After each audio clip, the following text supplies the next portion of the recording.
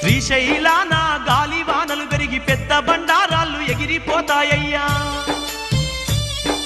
భ్రమరాంబ గుళ్ళోకి రెండు తలల ముసలి వచ్చి అమ్మాలోన నీలమైతుందయ్యా శ్రీశైలాన మల్లికార్జున స్వామి మనుషులతోని మాట్లాడుతాడయ్యా శివుడి కంట నుండి నిప్పులే కురువంగ గౌరమ్మ కన్నీరు మున్నీరైతుందయ్యా రాచరి కాలన్నీ చెల్లిపోతాయ్యా రాతి బతవన్నేమో రంకెలేస్తాడయ్యా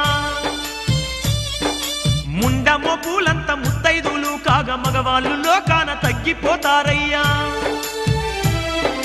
మూడు కాళ్ళావుకు మనిషే బుట్టి పండితులతోనే చర్చ చేస్తాడయ్యా